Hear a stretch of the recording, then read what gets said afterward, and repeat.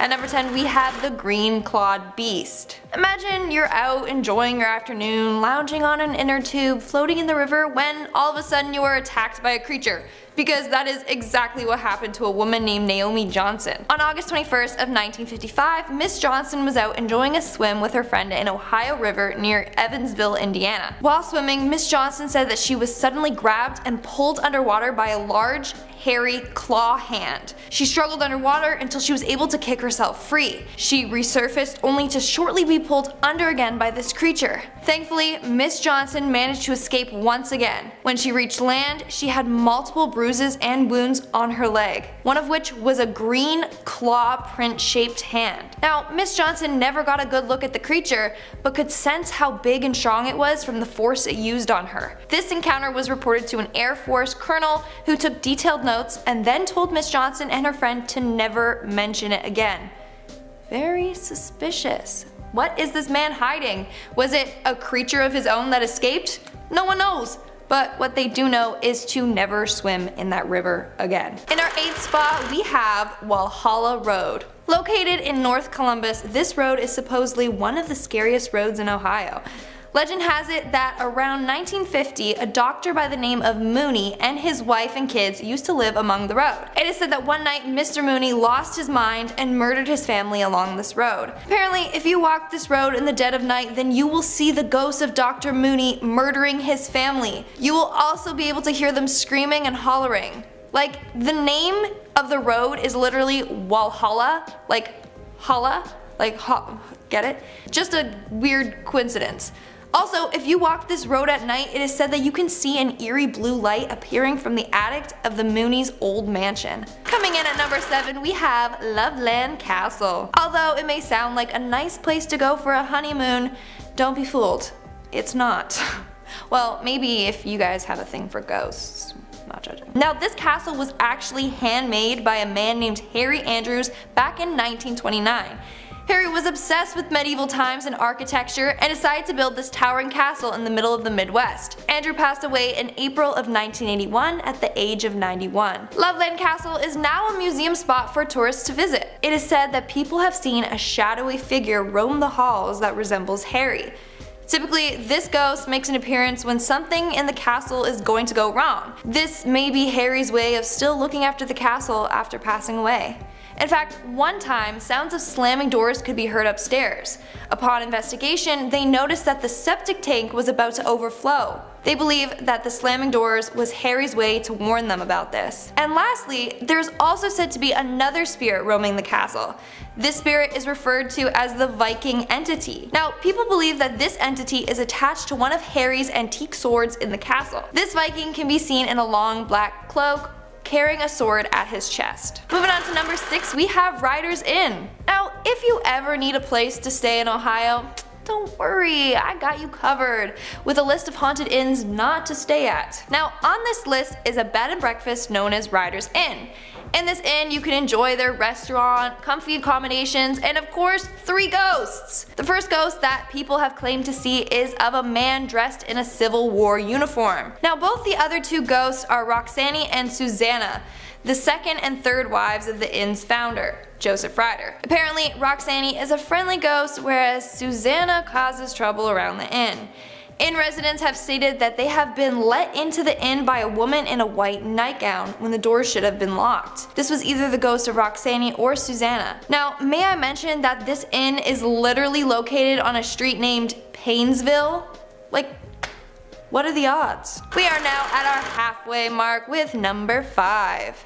The Witch's Ball. What's a scary legend without some witches? Myrtle Hills Cemetery in Medina County is known for getting quite the group of interested people. Among all the graves, there's one in particular that stands out, and that's because it's marked with a giant sphere. This story revolves around a woman that endured a lot of suffering throughout her life. As a result, she ended up murdering her family members. She would have gotten away with it too if it wasn't for those meddling kids and their dog.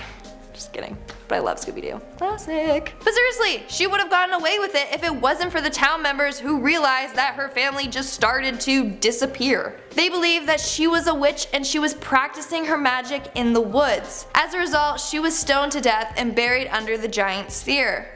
Now, apparently she was buried standing up to make it hard for her to escape, and the spear was put on top as another precaution to make sure she never arose.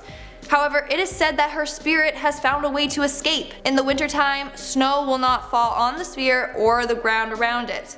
On top of that, if you touch the spear, it will appear warm from the witch's energy, and in the summer, it will appear cold. People have also claimed that they have seen her figure in the woods by the cemetery or even seen an eye on the ball itself. Coming in at number 4, we have the Akron Civic Theater. Built in 1929 by Marcus Lowe, the Akron Civic Theater is a nice place to watch theatrical performances and even see ghosts. Although this theater is beautiful, it has a much darker past. Now, there is said to be 3 ghosts that haunt this theater. The first ghost is of a janitor named Fred. Fred apparently was the janitor for the theater and passed away one evening on his shift. Fred's ghost has been seen throughout the theater, and in fact, one person reported seeing him standing just outside the main entrance. It is also said that Fred becomes angry for anyone that dirties up the bathroom and will chase or attack them. No thanks. I'd rather hold it in if that's the case. The second ghost is of a man who is said to be a frequent theater goer or even of an actor that used to work there.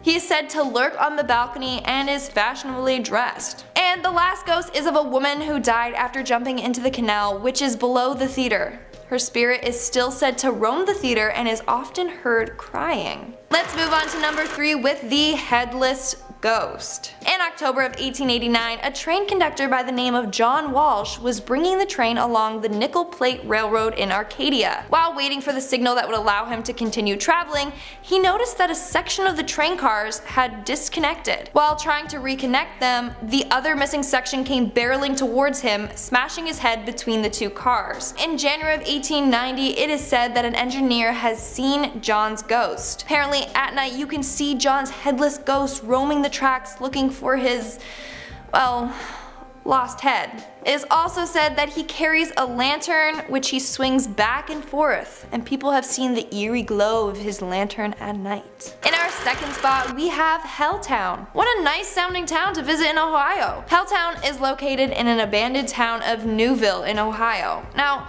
Helltown wasn't always the name given to this area. It was once known as Boston Mills, but it was bought out by the government, who forced the residents to leave the town. Legend states that the government closed down Boston Mills after a chemical accident that occurred there. As a result of this accident, citizens began to mutate. Some people have claimed to see these disfigured, mutated residents still lurking in the area. It is also said that murdered children roam the woods of Helltown. Apparently, while headed to school, a school bus filled with students ran out of gas. They were stranded in the middle of nowhere when they were killed by a patient from a mental asylum. It is said that the ghosts of these children still roam the woods and can be seen at night, along with hearing their screams. And in our number 1 spot, we have the West Branch Witch. Another witch-related legend. Surprise, surprise. In the West Branch State Park of Portage County, there have been many claims of people encountering a woman dressed in all black. The first appearance was reported in 1960 by a man named B.A. Evans. He recently purchased a piece of land and later discovered a small cemetery on it. This cemetery contains 7 gravestones surrounded by a 40-inch wall. The gravestones are apparently from a family named the Elliots. The headstone that gets the most attention is that of Clemenza. Clemenza was apparently killed by a group of townspeople after being accused of being a witch. As a result, she was pressed. Basically, a wooden board was placed on her, and then on top was piled with stones until her body was crushed by the weight. To this day, her grave is marked by a pile of stones that rests on top of it. It is said that she haunts the graveyard and the surrounding area. In fact, on her tombstone is a curse that says, "Remember youth as you pass by. As you are now, so once was I. As I am now, so must you be. Prepare for death and follow me." If you read it out loud by her grave, she will apparently chase you away. Now, this legend continues, saying that one night a group of kids took stones from Clemenza's grave.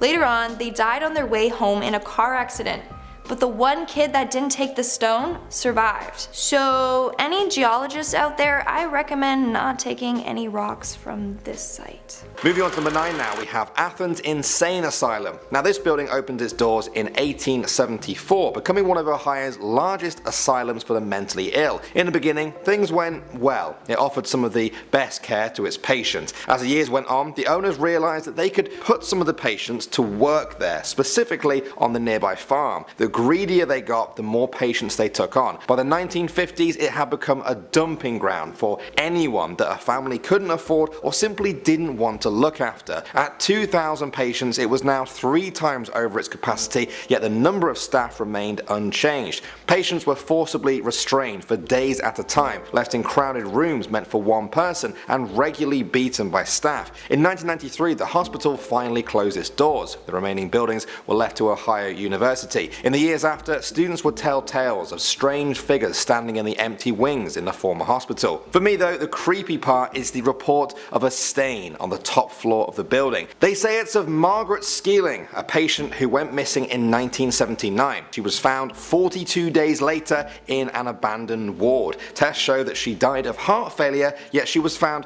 naked next to her clothes folded neatly on the floor. To the horror of those who found her, the body had decomposed so badly that a stain had seeped into the actual concrete. It couldn't be scrubbed away, and they say to this day the stain can still be seen. Next up at number 8 now, we have the Melonheads. These humanoid creatures are said to be found in Lake County, Ohio. Now according to legend, the government ran a number of secret experiments on local children there. A man called Dr. Crow performed the experiments on children in an orphanage. The government hoped that they wouldn't cause as much of a stir that way, because nobody would care about the children. Not my words, theirs. Or potentially theirs. The results of the experiment were shocking. The children's hair began to fall out and their bodies mutated, increasing their head to a gigantic size as a result of injecting them with excess fluid. The children feared for their lives. They grouped together and overthrew the twisted doctor, murdering him one night in the orphanage. Then they set fire to the building and fled to the woods to become feral. In the years since,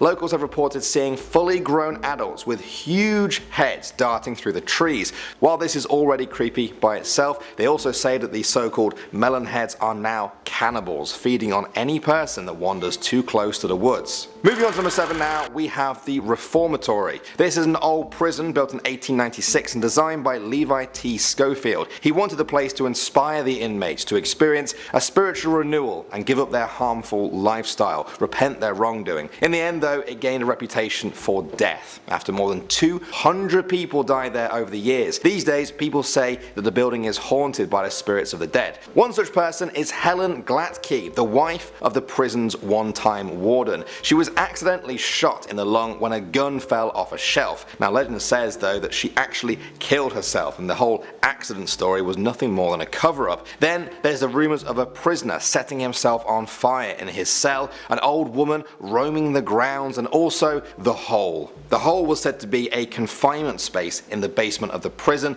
designed for 20 people at most. However, guards would cram it full of prisoners just to torture them. The pain and anguish suffered within the walls are said to still remain and be heard on cold dark nights. Moving on to number 6 now, we have Franklin Castle. This Victorian era building is said to be the most haunted house in Ohio, bar none. It's a bold claim, but the story seems to back it up. It was built in the 1880s by a grocer turned banker called Hans Tiedemann. Despite being rich, his life was struck by a number of tragedies. In that house, his 50-year-old daughter died, so too did his mother and 3 other children who died in infancy.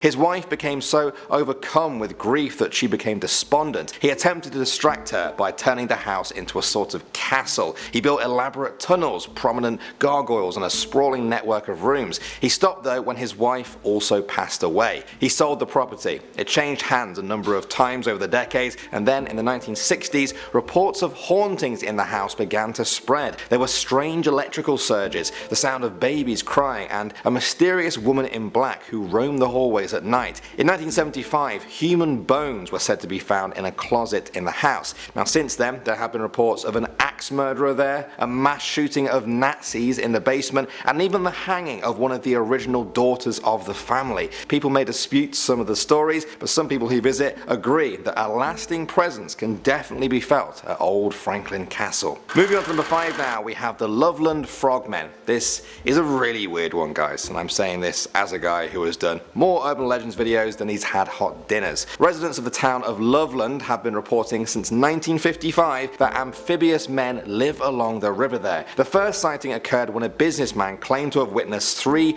bipedal quasi-reptilian entities congregating by the side of the road. The man pulled his car to the curb and watched the creatures for about 3 minutes. He described them as being 3 to 4 feet tall, covered with leathery skin and having webbed hands and feet. While they had some human-like features, he said that they had distinctly frog-like heads. Just before the creatures left, one of them seemed to wave what the witness described as a wand above its head. Like an actual magical wand. Sparks apparently came out of it. The man left, but over the years many have reported similar experiences, leaving many locals to see the Frogman as just a strange part of reality. Next up at number 4 now, we have the Grassman. You can think of this one as Ohio's version of Bigfoot. It's said to have all the same characteristics, a tall bipedal hominid that skulks around Ohio's deep woods. The Grassman gets its name from apparently building small hut-like structures or nests made out of tall grass. The first sighting occurred in 1978 when some local kids ran into their grandparents' home screaming about a hairy monster they had just seen in the gravel pit outside.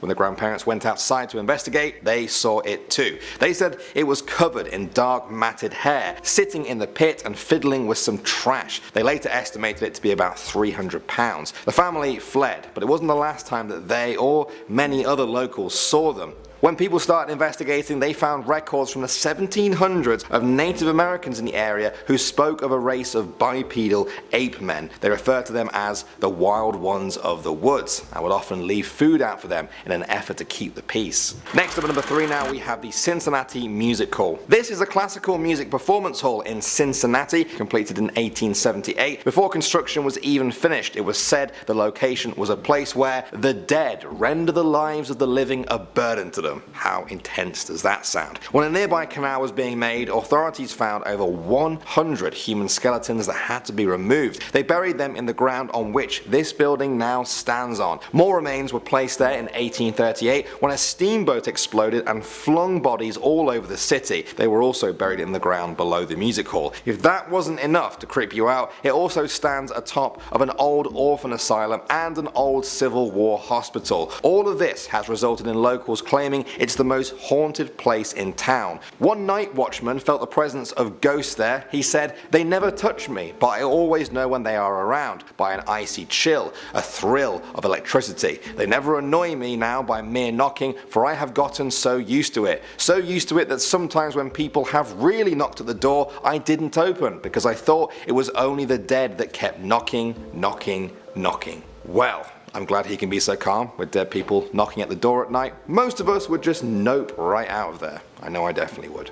Moving on to number 2 now, guys, we have Lake Hope Furnace. During the Industrial Revolution, this furnace was used to process iron ore gathered from the area's sandstone bedrock. After 20 years, the furnace is shut down, but some say creepy stories still remain. They say that in order to ensure the furnace continued operating at night, watchmen were employed to tend to the furnace fires. On one fateful night, a watchman was walking along the platform with his lantern when he slipped in the darkness and fell into the bubbling ore inside the furnace. He screamed out for help, but was consumed in seconds. Now, legend says that on stormy nights, a ghostly watchman returns to make his rounds. There have been dozens of reports of a dark figure carrying a lantern walking along the top of Lake Hope Furnace. Some even say the figure continues pacing back and forth across the furnace until lightning strikes nearby, causing him to disappear until the next stormy night. Next up at number 9 now, we have the Defiance Werewolf. This is a very famous one. The people of Defiance in Ohio have claimed claim that for the past 45 years or so,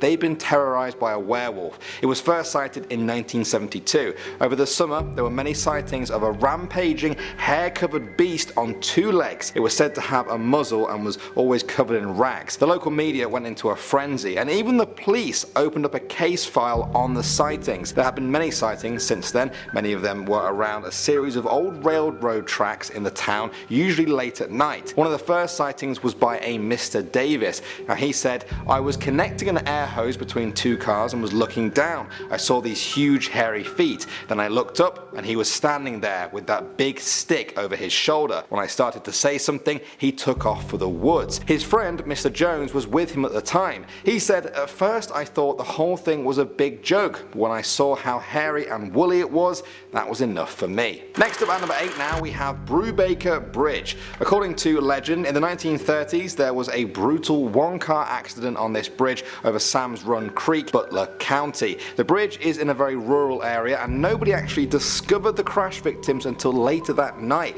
when a local farmer passed by. The farmer went to get help and a total of 12 bodies were recovered. They were eventually identified and given proper burials. That wasn't the end of things though. Shortly after, the farmer who originally discovered the bodies claimed that while crossing the bridge one night after, his car suddenly cut out. He said that he heard 13 knocks on his car, then a hissing noise before suddenly the car just came back to life. Locals say that this is the spirit of the 13th victim whose body was never recovered. The spirit is still said to haunt those who pass over the bridge, hoping they will be the ones to finally find its body and give them a proper burial so that they may pass on peacefully. Next up at number 7 now we have Stony Creek Cemetery. The story goes like this. In 1825, the local caretaker in Stony Creek Cemetery in Adams County made a discovery. At the bottom of a large tree was the body of a young man. It didn't take much to figure out the cause of death, as the man's head was completely missing.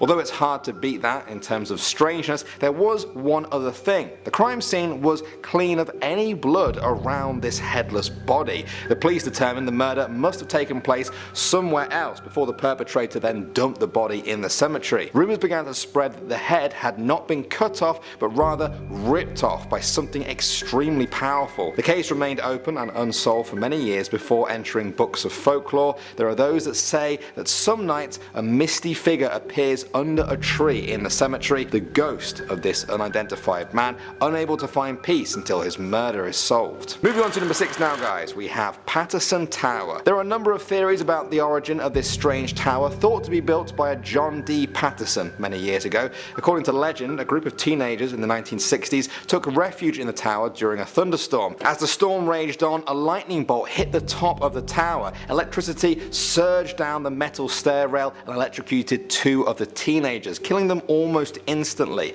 They say that in the weeks afterwards, you could still see their charred outlines on the tower wall.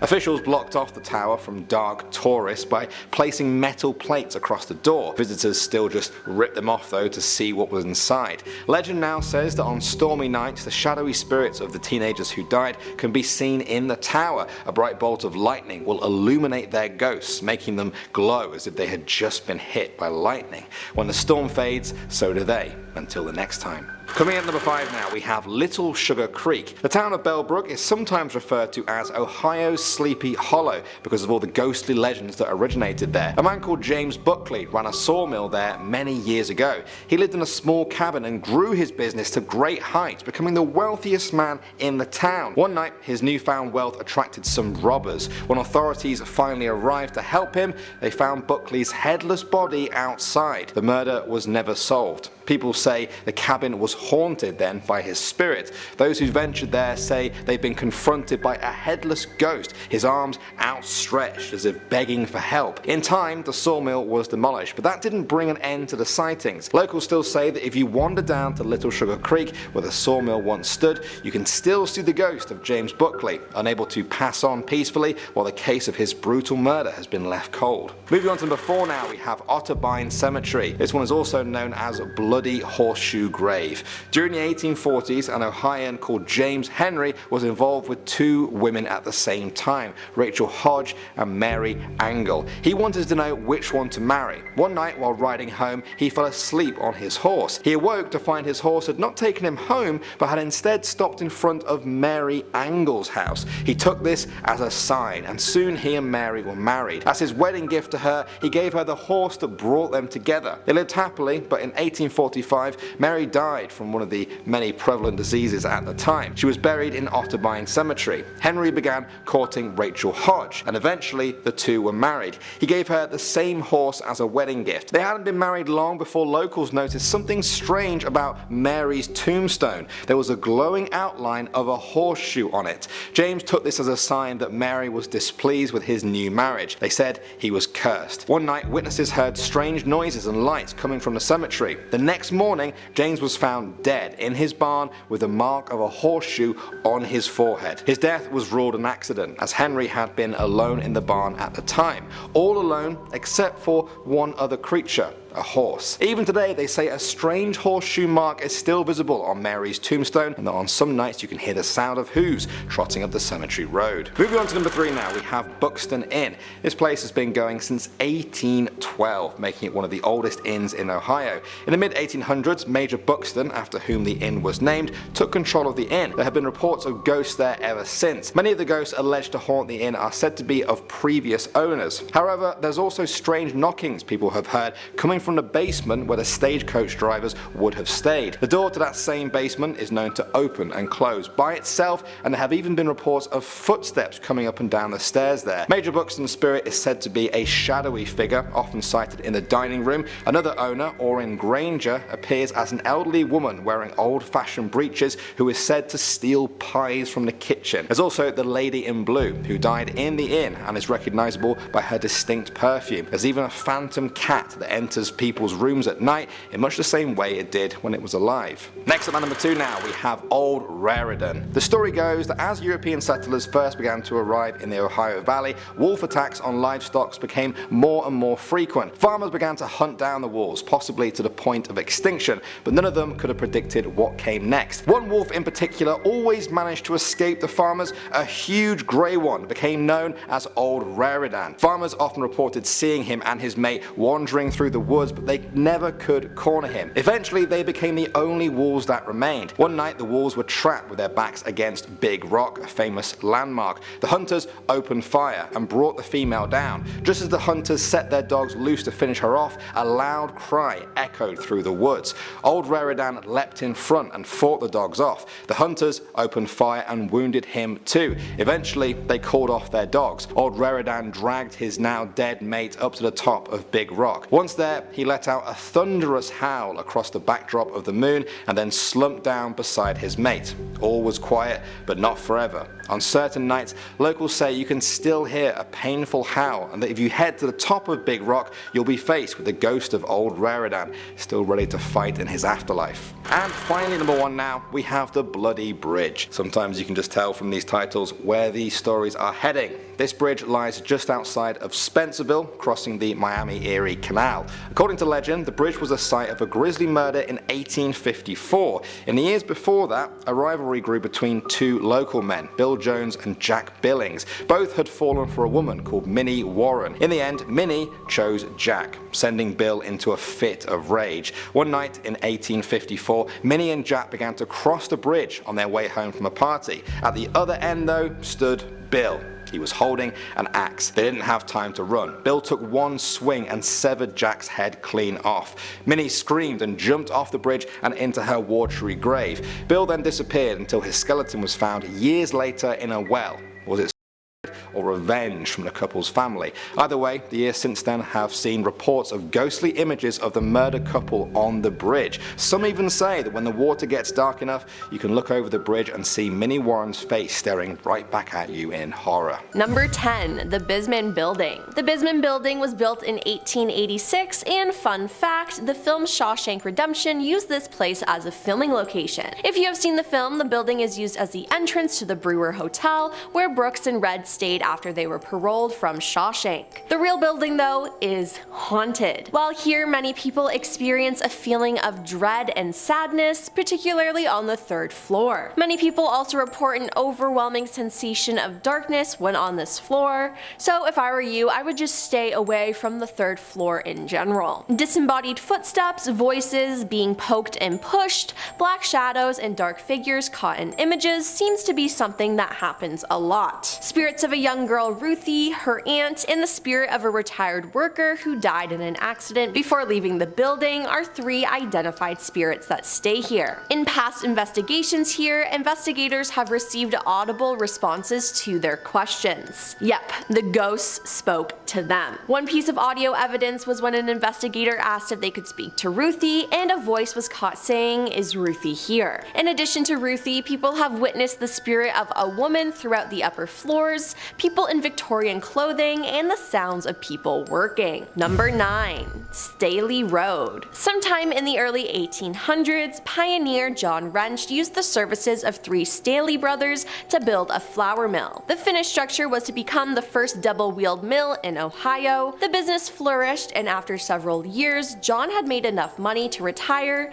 and ended up selling his mill to Elias Staley. The mill was then passed down to his brother Andrew and continued to produce flour until 1905. Today, the mill is still standing, and on Staley Road, named for the brothers, winds its way past and through the woods. It has become something of a rite of passage for local teens to drive this road at night to show how brave they are. It's been said that Old Man Staley went on a rampage, ending the lives of many, and is now haunting the road. Motorists say that they often experience unexplained car trouble, and some have even seen Staley's ghost standing next to or even lying in the road. Number 8. The Golden Lamb. As the oldest hotel in Ohio, the Golden Lamb has seen more than its share of famous guests, including Charles Dickens, Mark Twain, Daniel Webster, and 12 American presidents. Yeah.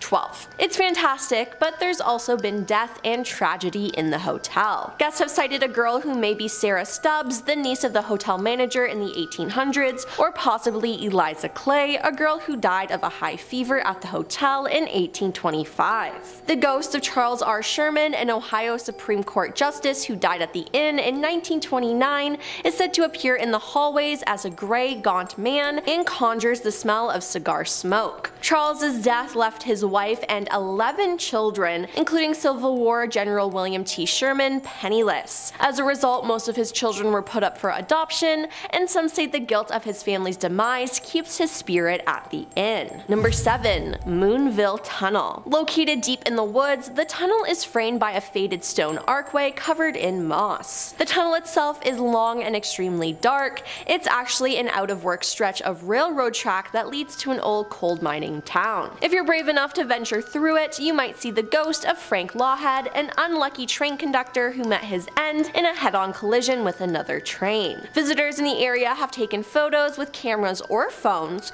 only to look back at them later and notice the pale figure of a man they didn't see before, or phantom train lights blazing at the end of the tunnel. It's also said if you listen carefully, inhale deeply, and blink intermittently, you may encounter spirits from another time. The piercing whistle of a train rounding a curve, the smell of lavender wafting from a woman in an old-fashioned dress, or even the glow of gaslit lantern illuminating the face of the weathered brakeman. So that's fun. Number 6. The Buxton Inn. The Buxton Inn was built by Orrin Granger in 1812 as an inn and tavern, and it also served as Granville's first post office and as a stagecoach stop. I'm just gonna say it, this place is haunted. The first ghost spotted in the Buxton Inn was the first owner, Orrin. Other ghosts include the Lady in Blue, rumored to be the former innkeeper Ethel Bonnie Bonnell, Major Buxton, whom the inn was named, and even a phantom cat seen slinking along the halls. There's been strange activity like footsteps and doors opening on their own reported in the inn's basement, where stagecoach drivers would often stay during their stopovers in the past. However, the ghosts just don't stay in the basement, oh no. Rooms 7 and 9 are said to be the strongest places for activity, with apparitions appearing. One guest even reported a ghost cat showing up to cuddle and purr in the middle of the night, which, like, Aw, that's so cute. Guests have reported strange phenomenon throughout the hotel though, like their names being called out and invisible footsteps. I would not want to sleep there. Number 5. Woods surrounding London. Okay, again, not London, England, but London, Ohio. Deep inside these woods sits an old abandoned barn that is so rotted away it is practically melded back into the trees. It's rumored that ghosts like to spend some time here. If you ask anyone from the area, they'll tell you that these woods are haunted. According to legend, a family of 5 was traveling through the woods in the late 1890s when they were stopped and had their lives ended by a band of thieves. Those brave enough to wander through the woods of London at night have reported hearing gunshots and disembodied screaming. Others have felt a sudden drop in temperature before seeing a strange white mist hanging in the trees. Let me just say, it's a no for me. Number 4. Ridges Asylum. Ridges Asylum originally opened in 1874 and was known as the Athens Asylum for the Insane. It had 2 wings, one for female patients and one for the male patients. The most violent patients were housed at the outermost tip of each wing. By the start of the 1900s, the asylum had become dangerously overcrowded, and rumors of inhumane treatment at the hands of the overworked staff were growing. Despite this, it was not officially closed until 1993.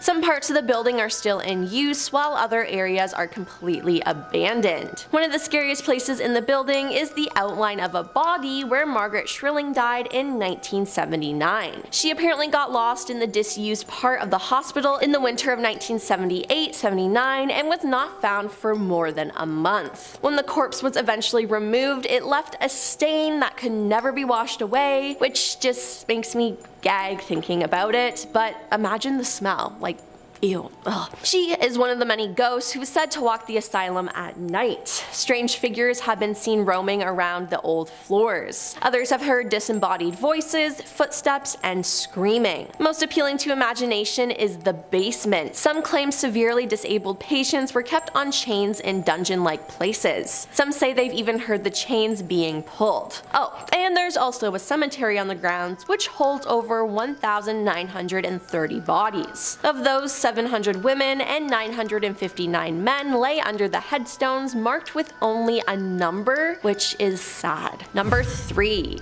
Bobby Mackey's. Built in 1850, Bobby Mackey's is said to be the most haunted nightclub in America. When it was first built, the building served as a slaughterhouse and meat packing facility. The standard for most slaughterhouses of its day, the facility featured a well to collect the runoff of animal blood, innards, and other waste. If that image wasn't icky enough, there have also been several deaths in and around the club throughout the years. The place harbors energy so dark that a portal to hell is rumored to swirl somewhere within its basement. There is strange, suffocating heat, a trash can once flew through the air, and the apparition of a man with a handlebar mustache appears in the mirror. I would not want to get anywhere near that place ever. Number 2. Licking County Jail. Originally opened in 1889, the Licking County Jail is now home to only prisoners serving afterlife sentences. It contains stacks of cramped, grimy cells lining its dimly lit halls. Since being put out of commission, the jail has become a notoriously haunted hotspot. While it was operating, a total of 3 sheriffs and 19 inmates died on the premise. If you make your way to Licking County Jail, it's said you should peer between the cell bars as figures of prisoners are said to peer back. Visitors have reported hearing cell doors slamming, being touched, whispering in your ear,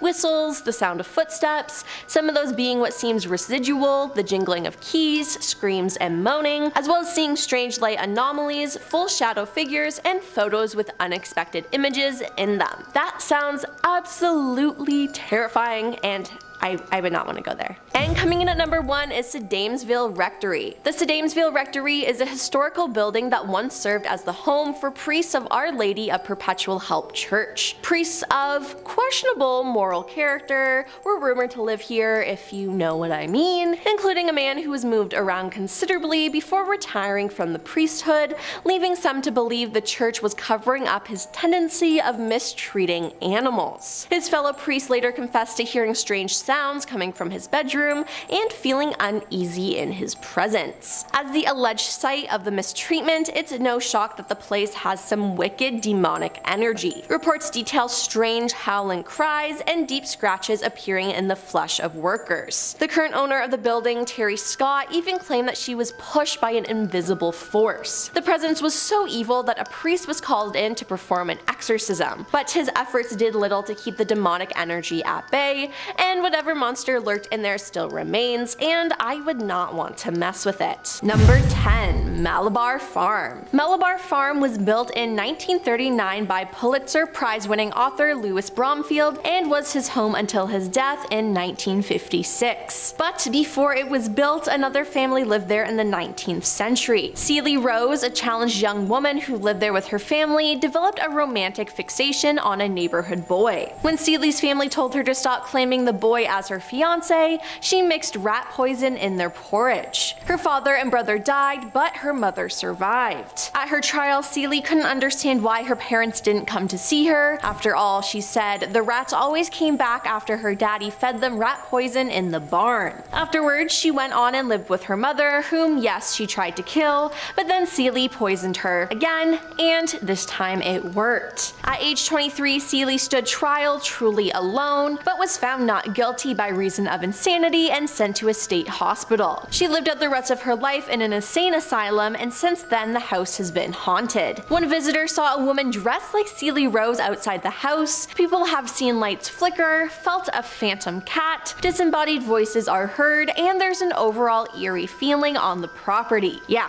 No kidding. Number 9. Beaver Creek State Park. Although this park is beautiful during the day, it has a darker side at night. A portion of the park was once part of a canal system from the early 1800s. There are 2 locks that are said to be haunted. Jake's Lock is said to be named after a former canal worker who was struck by lightning while walking across the top of the lock. He died instantly, but some claim that on certain nights, especially stormy ones, Jake returns with his ghostly lantern to continue his evening's work. Spooky. Nearby, Gretchen's Lock is said to be haunted by the ghost of a canal worker's daughter. Legend has it her father put her coffin inside the lock until he could load her body onto a ship headed for their homeland. But when the coffin was loaded onto a ship bound for home, the ship was lost at sea and didn't make it. Gretchen, pleading to rejoin her mother, reportedly makes an appearance at the lock every year on the anniversary of her death, which is just very sad. Number 8.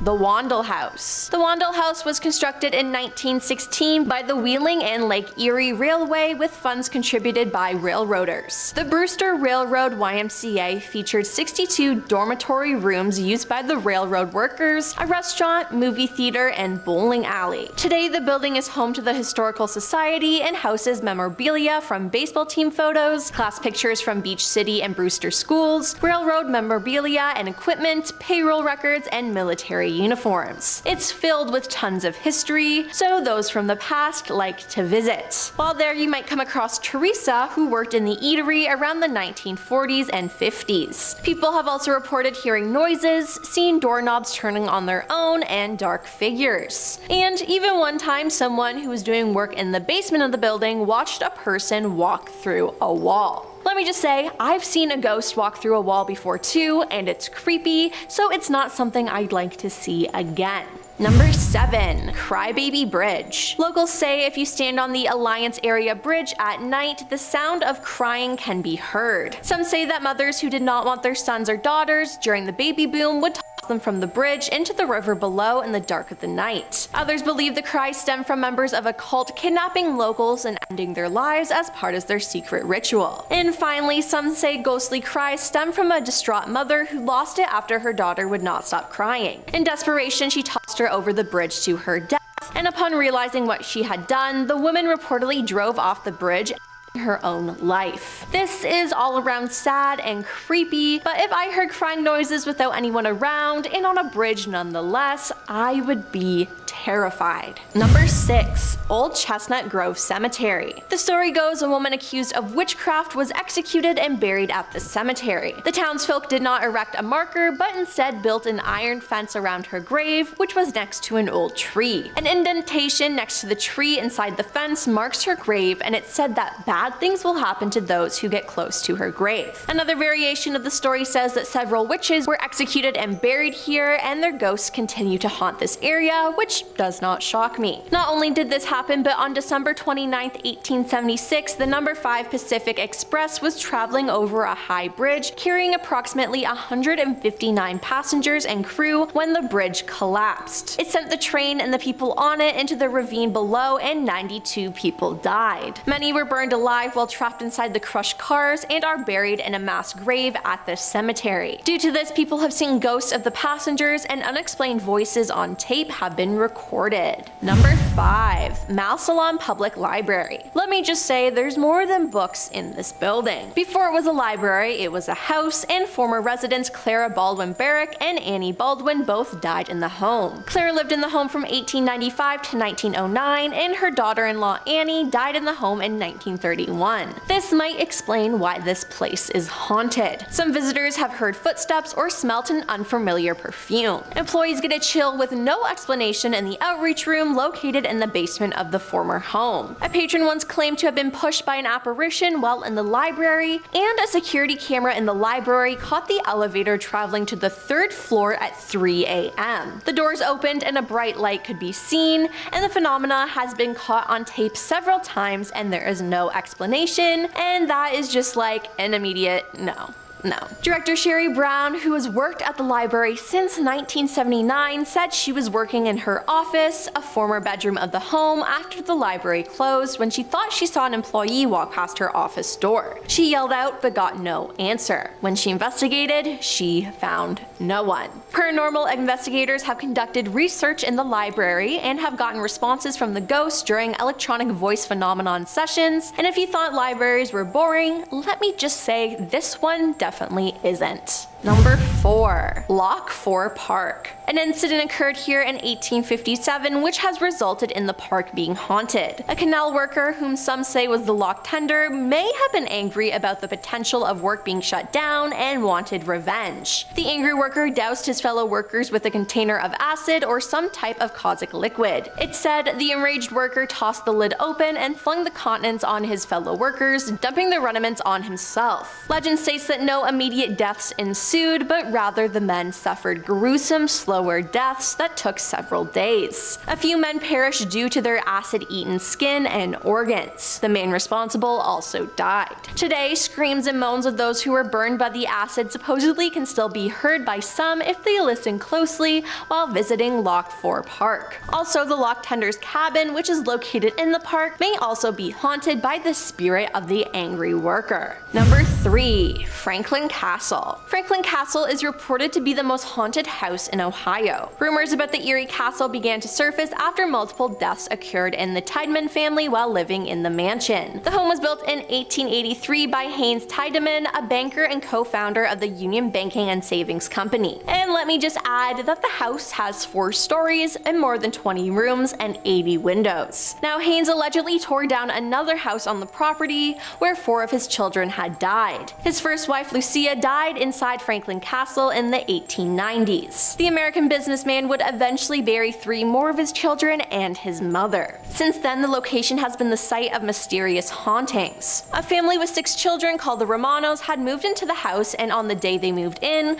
2 of their children said they encountered a crying girl in white on the 3rd floor. But when Miss Romano investigated, no one was there. Soon, the family started hearing haunting organ music and heavy footsteps. 2 of the older Romano children woke up one night to find something yanking the blankets off their bed, and Miss Romano once awoke to find herself screaming on her bedroom floor with an unseen presence screaming beside her. A priest advised the Romanos to move out, and in 1974 they did. But the hauntings didn't stop when the Romanos left. From there, the house was sold again and again and again. Each new occupant reported strange occurrences like passing through odd vapors, hearing a child crying, or seeing a woman in black standing in the window. Since reports of hauntings at Franklin's Castle increased, increased, many turned their suspicions onto its original owner. Number 2. Sister Century House Restaurant. Now a restaurant, this building has seen a lot in the past. It was built in 1870 and has been home to several businesses in historic Canal Fulton throughout the years. It currently houses a family-owned restaurant, but was most notably home to a crematorium, which was located in the basement back in the early 1900s. I mean, since this place was once filled with dead people, it's no shock that it's haunted. There have been rumors of shadow people, a poltergeist in the kitchen, ghostly ladies in the basement, the entrance to an old tunnel, and even an unusual room that makes people a bit dizzy. The food though seems to be great, as the restaurant has a 4.6 star rating, so if you want to see some ghosts and have a great meal, I suggest you check this place out. And coming in at number 1, the Ohio State Reformatory. The Ohio State Reformatory opened its doors on September 15, 1896 to its first 150 offenders. These prisoners were brought by train from Columbus and put immediately to work on the prison sewer system and the 25-foot stone walls surrounding the complex. The reformatory remained in full operation until December 1990, when it was closed via federal court order as a result of a prisoner's class action suit citing overcrowding and inhumane conditions. For example, in the late 1930s, a riot broke out in the East Cell Block. The guards condemned 120 rioters to share 12 solitary confinement cells for 1 week without food or water. This punishment drove many to the brink of madness and death. During its 94 years as a working prison, 154,000 inmates passed through the gates of the Ohio State Reformatory. Many died of diseases like influenza and tuberculosis, some went mad, others ended their lives, and at least one inmate lit himself on fire. Just outside the reformatory, there are 215 numbered graves. While visiting people have reported being pushed and punched by unseen forces, many claim to feel a chill while on the prison grounds. People have also heard cell doors slam shut and seen dark apparitions. Even the road leading to the Ohio State Reformatory seems to be haunted. Local legend suggests it's the ghost of Phoebe Wise, a notorious hermit and eccentric.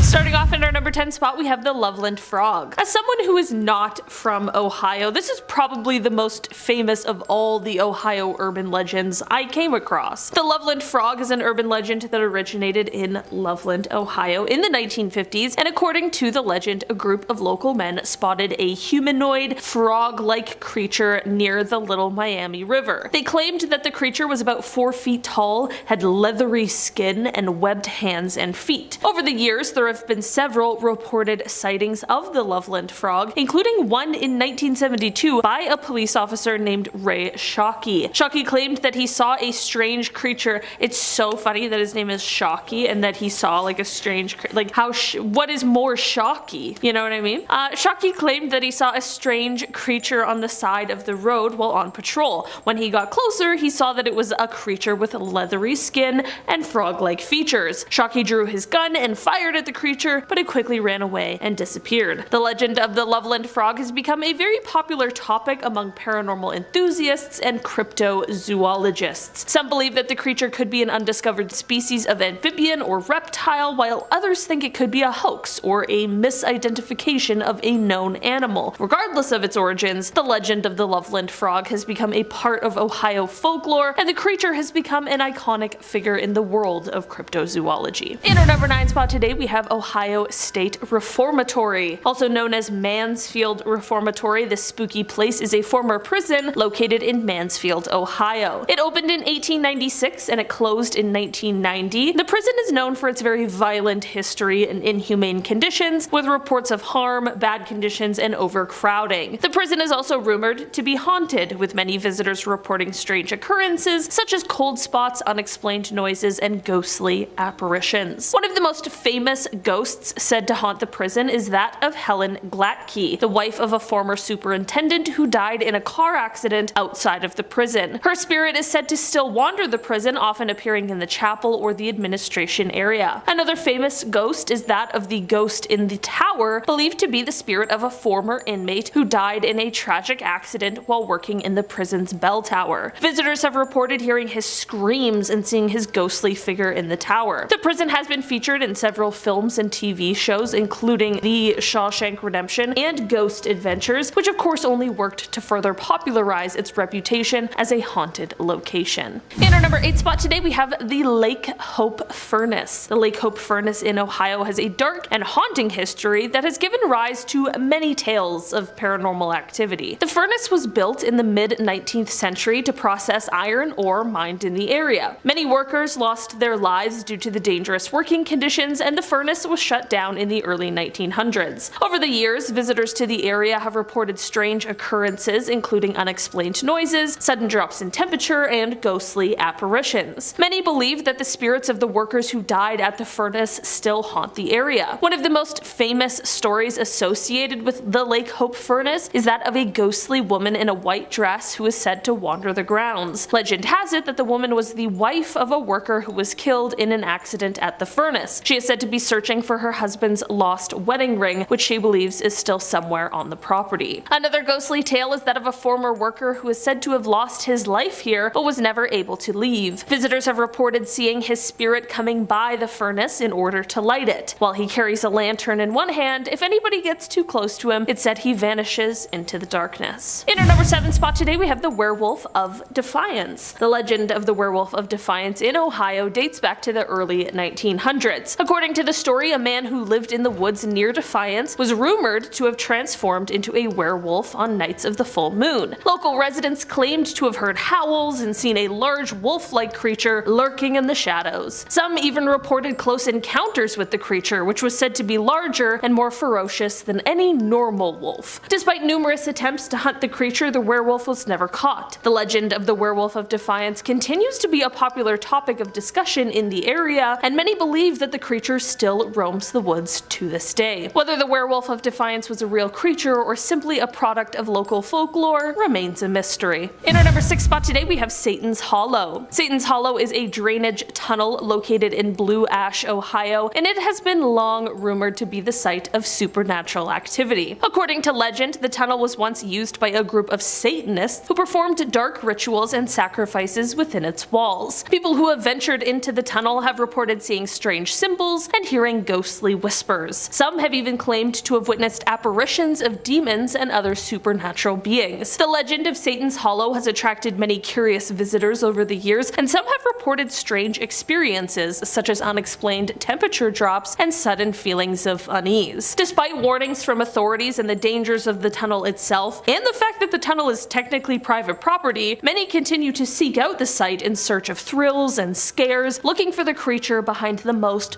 haunting tale of all, the Shadow Man. In our number 5 spot today, we have the Ridges. Athens Lunatic Asylum, also known as the Ridges, is a former mental institution located near Ohio University in Athens, Ohio. It has a long history of ghostly tales and supernatural occurrences. According to legend, the asylum was a site of brutal treatments and patient mistreatment, leading to the creation of restless spirits haunting the halls. There have been reports of shadowy figures, disembodied voices, and inexplicable noises, leading many to believe that the spirits of former patients still linger within the abandoned building. One of the most famous stories is that of Margaret Schilling, a patient who disappeared in 1978 and was found later dead in a hidden attic room. Her decomposing body left a stain on the floor that is said to be impossible to remove. The asylum has become a popular destination for paranormal investigators and thrill seekers, with many claiming to have had chilling experiences while exploring the abandoned institution. Despite its dark history and eerie reputation, the Athens Lunatic Asylum remains an important reminder of the past and the need for compassionate and ethical treatment of those suffering from mental illness. In our number 4 spot today, we have Eugene. This is less of a creepypasta and more of an enduring mystery, and it all starts with a John Doe story. In 1929, the body of an older male appeared on the side of the road in Ohio. No one was ever able to identify who the man was, no one knew where he came from, or really had anything to go on. The only possible clue he had on him was an address, but it just led to a vacant lot. The closest neighbor to the address was named Eugene, so they decided to call this unidentified man Eugene as well. This is where a bit of a twist comes in. Instead of burying him, they decided to keep Eugene on display as a roadside attraction. Truly wish I was making that up, because first of all, Eugene deserves better than that, but also, who wants to see a dead body as a tourist attraction? For 35 years, years, Eugene was put on display until he was finally laid to rest. This is what has led his tombstone to read, Eugene, found dead in 1929, buried in 1964. To this day, we still don't quite know who Eugene was, where he came from, or what his story truly was. In our number 3 spot today, we have Beaver Creek. Beaver Creek State Park in Ohio is a popular destination for outdoor enthusiasts, but it is also the home to a very spooky urban legend. The park is said to be haunted by the ghost of a woman who drowned in the creek many years ago. According to the legend, the woman's body was never found, and her ghost now wanders the park searching for her lost family. There are also reports of strange noises and ghostly apparitions in and around the park's historic buildings, such as the Gaston's Mill and the log cabins. Some visitors have reported feeling a sense of unease or being watched while exploring the park, particularly at night. Another one of the most well-known ghost stories associated with Beaver Creek State Park is the legend of the headless motorcyclist. According to the legend, a man lost his head in a motorcycle accident on the road that runs through the park. His ghost now rides his motorcycle through the park looking for his missing head. Some visitors claim to have seen the ghostly figure on his motorcycle, while others have reported hearing the sound of a motorcycle engine revving in the distance. In our number 2 spot today, we have the Coin Mansfield incident. What is a good old list of legends and spooky stories without a very real UFO incident, and perhaps one of the best known UFO sightings to take place in the state of Ohio. The Coin Mansfield helicopter incident occurred on October 18, 1973, when 4 members of the Ohio Army National Guard were flying in a helicopter over Mansfield, Ohio. Suddenly, they encountered a large metallic disc-shaped object that was hovering in the sky. The object began to move towards the helicopter, causing the crew to take evasive maneuvers. Despite their efforts, the object continued to follow them, eventually passing overhead and disappearing into the distance. The crew reported the incident to their superiors, and an investigation was launched by the military and the Federal Aviation Administration, the FAA. The incident received significant media attention, and it remains one of the most compelling UFO sightings on record. What makes this incident particularly intriguing is the credibility of the witnesses. The crew were all experienced pilots with military training, and their account of the incident was corroborated by radar data and other witnesses on the ground. Despite extensive investigations, no satisfactory explanation has ever been offered for what they saw that day. And finally, in our number 1 spot today, we have Gore Orphanage. Gore Orphanage is an abandoned building located in Vermilion, Ohio, that has long been the subject of haunting tales and urban legends. According to legend, in the early 1900s, a fire broke out in the building, killing everyone inside. The ghosts of those lost to the fire are said to haunt the surrounding woods and the building, and visitors have reported hearing the sounds of children's laughter and cries. Some versions of the legend claim that the orphanage was actually a satanic cult site where humans were sacrificed in bizarre rituals. Others claim that the place was actually just a place where real, non-magic or demonic related horrors took place. Despite the lack of evidence to support these claims, the legend of Gore Orphanage persists and has inspired numerous ghost hunters and paranormal investigators to explore the abandoned building. However, it is important to note that the building is private property and trespassing is illegal, okay? So don't say I didn't warn ya. And we're kicking off this list with a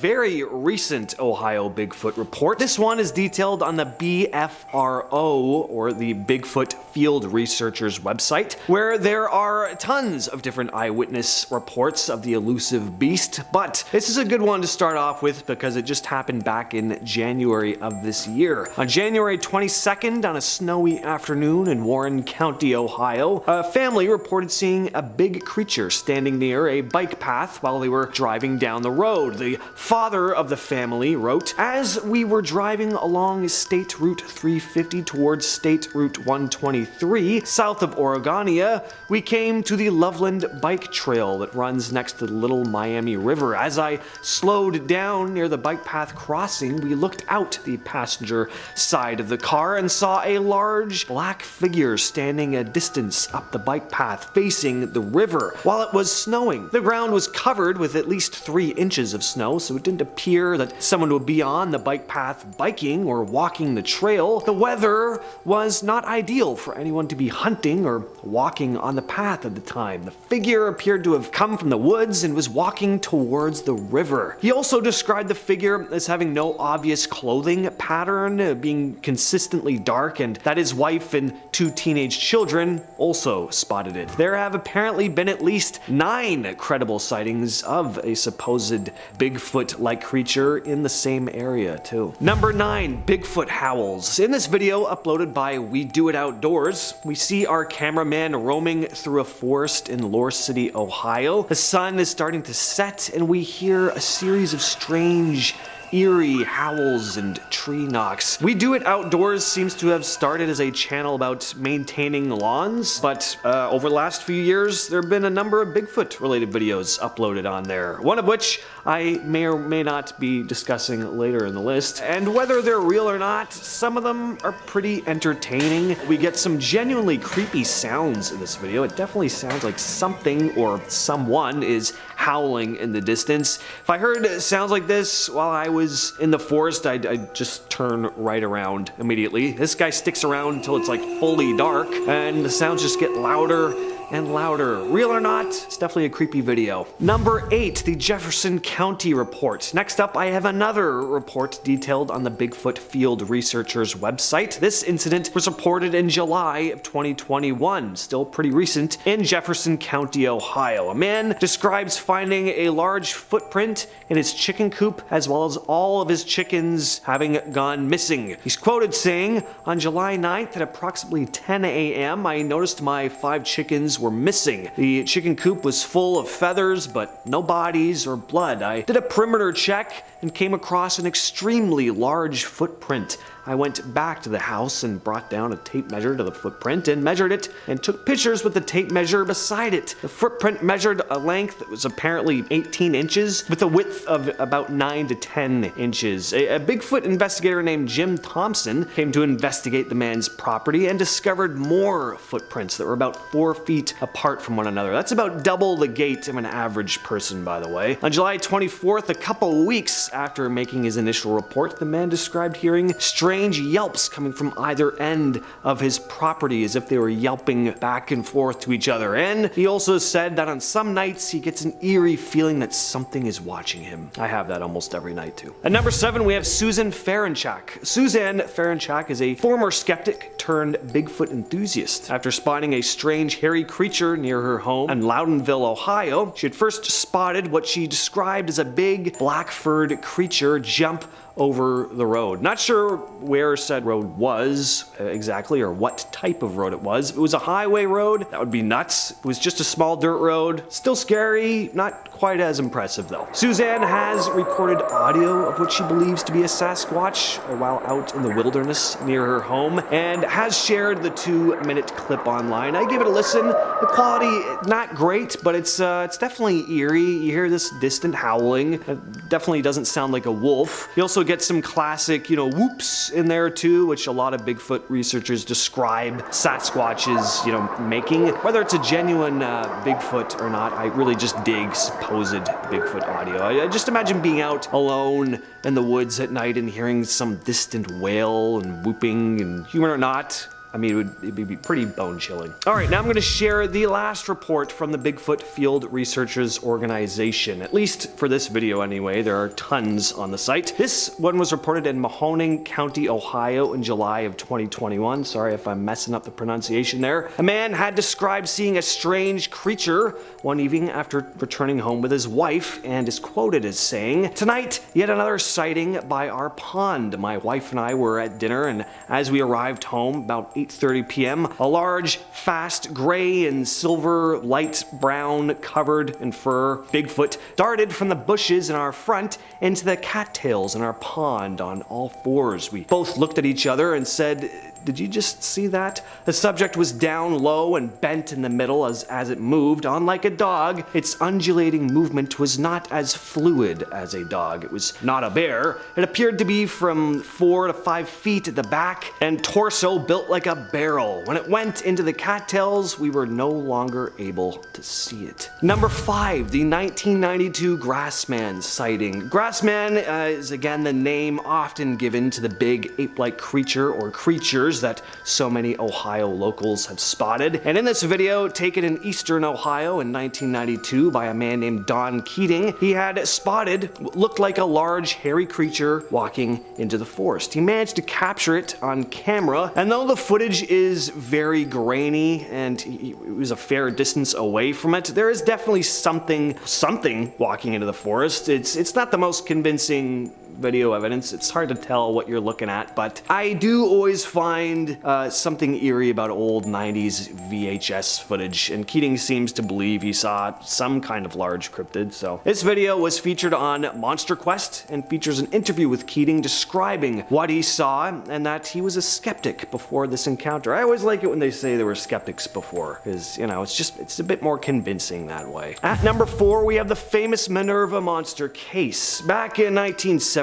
a family living in Minerva, Ohio, reported what they believed to be a large, Bigfoot-esque cryptid around their home. The Caton family reported rocks being thrown at their home by the creature and would spot large footprints in their backyard. But there are other reports of a mysterious creature in the area around the same time. The Caton's neighbor also spotted the big hairy creature, as well as other residents of the area. The case became known as the Minerva Monster Case and gained rather significant media attention at the time. A former Stark County sheriff named Jim Shannon, who had responded to one of the Caton family's reports, is quoted as saying, "They were terrified. I will always believe them. They saw something. It's just, what did they see?" This case has become the subject of a 2015 documentary called Minerva Monster, directed by Seth Breedlove, who we might be talking about in a bit. Next up, we have Mark DeWerth. Mark DeWerth is a Ohio Bigfoot investigator who has collected a fair amount of evidence in the 30 years he's spent on the hunt. He's got footprints, audio recordings, and of course his first-hand encounter, which was the catalyst for his research. The story is he'd been exploring an old strip mine in search of badger dens, was followed out by something which soon stood up and looked at him, a big bipedal hairy creature. If that happened to me, I would not go looking for the creature again. I would move out of Ohio the next morning probably. The thought of an 8-foot tall hairy beast roaming through the woods has always been kind of creepy to me, but having one stare at you in a cave, imagine looking through a cave thinking all you're gonna see that day is maybe some badgers, and then you're met with an 8-foot tall hairy ape man glaring at you. Only I'm allowed to find badgers in this cave. Whether the story is true or not, definitely a terrifying image. A video shared by Spectrum News shows Mark talking to several residents of Warren County, Ohio about his experience with this elusive creature, as well as hearing some of their first-hand accounts. He plays an audio recording, which sounds, again, pretty creepy. I love me some Bigfoot audio recordings. Anyway, Mark DeWerth has been interviewed on tons of podcasts discussing his Sasquatch experiences, so seek those out if you're interested. And at number 2, we have the Seth Breedlove encounter. Seth Breedlove is a filmmaker who's gone on to shoot a series called The Bigfoot Project, which you can find on a YouTube channel called Small Town Monsters. Before he had his first encounter, Seth described himself as a skeptic. In a YouTube video uploaded by Ed Ballant, Seth recounts the time he first encountered what he believes to be a Bigfoot. Seth had been riding down the countryside of Minerva, Ohio, when he spotted what looked to be a large bipedal creature with brown hair running through a clearing on a hill about 50 yards away. And it was fast, clearing the space in less than a second. One of the things that really stuck out to Seth most was the creature's very noticeable musculature, especially in the bicep area. Listening to Seth talk, he doesn't sound like he genuinely believes what he saw. He doesn't seem like he's making anything up on the spot or anything. Whether it was indeed the missing link or something more benign, he definitely did see something. And coming in at our number 1 spot, is the Salt Fork footage. This video, once again uploaded by the YouTube channel We Do It Outdoors, is only 10 minutes long, but there's a lot going on with this one. So two men were exploring Salt Fork State Park in eastern Ohio, and after hearing some strange noises, they happened to capture footage of what looks to be a large bipedal hairy animal. We have a few different pieces of evidence in this video. We have handheld footage of the creature moving through the trees. We have some drone footage, lots of sounds too. It's a very meaty video. Now, could it be a big guy in a suit? Look, it can always be a big guy in a suit, but I gotta say, if it is a suit, it's not a bad one. It's pretty good. It looks like it has some bulk to it. It doesn't look like just one of those generic gorilla suits you can pick up at Spirit Halloween. And what I like here is that the footage is clear. He's not relying on shaking the camera around or making the video extra grainy to try and obscure the image. And just for those reasons alone, I like this video, even if it isn't real. We also hear some vocalizations going on here, so like I said, it's just a lot happening. Check this one out over at We Do It Outdoors.